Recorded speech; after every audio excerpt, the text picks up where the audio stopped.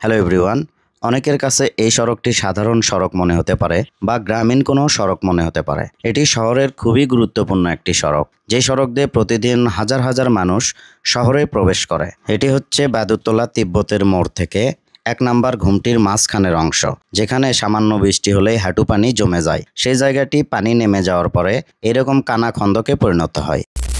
প্রতিদিন এই সড়ক দিয়ে হাজার হাজার মানুষ যেমন চলাচল করে, তেমনি শত শত গাড়ি ঘোড়াও চলাচল করে। চলার অনুপযোগী এই সড়কে দেখভাল করার জন্য নেওয়া হয়নি কোনোই উদ্যোগ। একদিকে যেমন সামান্য বৃষ্টিতে হাঁটু পানি, অন্যদিকে বৃষ্টি নেমে যাওয়ার পরে কানাখন্দকে মানুষের জীবন চলাচলে দুর্বিষহ করে তোলে এই সড়কটি। পৌরসভা সহ কর্তৃপক্ষের কেউই এদিকে কখনোই নজর দেয়নি। এতে করে সাধারণ মানুষের দুর্ভোগ চরমে।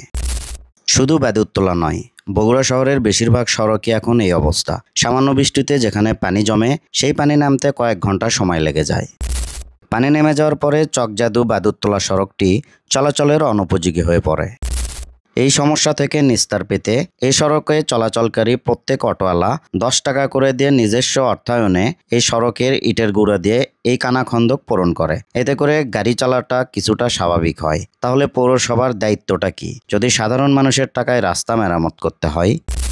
বগুড়া শহরের সবচাইতে বড় বড় লিডারদের বাসায় নাকি বাদুরতলায়। সেই বাদুরতলার যদি এরকম করুণ অবস্থা হয়, এর চাইতে দুঃখ আর কি হতে পারে? ভবিষ্যতে যেন এরকম সমস্যায় না পড়তে হয়, সেদিকে বগুড়াবাসীকে অবশ্যই খেয়াল রাখতে হবে। তাই নির্বাচনের আগে চা পান বিড়ি না খেয়ে সঠিক মানুষকে ভোট দিলে আপনার এবং আপনার এলাকার উন্নতি হবে। এ বিষয়টা মাথায় রেখে আগামী দিনের পথ চলতে হবে। চকজাদু রোডের বাদুরতলা সড়কের এই নাজেহাল অবস্থার জন্য দায়ী এলাকার ড্রেনেজ ব্যবস্থা। ড্রেনেজ ব্যবস্থা এতটাই নাজেহাল, স্বচক্ষে না দেখলে বিশ্বাসই করতে পারবেন না। এলাকায় নামে মাত্র ড্রেন থাকলেও তার উপরে নেই কোনো ঢাকনা, যার কারণে মানুষজন ব্যবহৃত ময়লা আবর্জনা ড্রেনে ফেলে। এতে করে সৃষ্টি হয় জলাবদ্ধতা।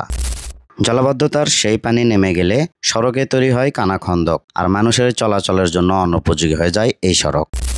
দীর্ঘদিনের এই সমস্যা থেকে মুক্তি পেতে এলাকাবাসীর দাবি, তিব্বতের মোড় থেকে ১ নাম্বার ঘুমটি পর্যন্ত এই সড়কটি সংস্কার করে ড্রেনেজ ব্যবস্থার উন্নতি করা হোক।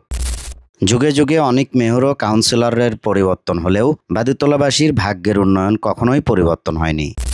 সেই জন্যই দীর্ঘদিনের এই সমস্যা নিয়ে বাদুরতলাবাসী সহ এ রোডে চলাচলকারী সকলকে এই সমস্যার মধ্যে দিয়ে চলাচল করতে হয়। এ রোডে চলাচলের সময়ের আপনার কোনো অভিজ্ঞতা থাকলে তা কমেন্ট করে জানাতে পারেন। ভিডিওটি ভালো লাগলে শেয়ার করতে পারেন।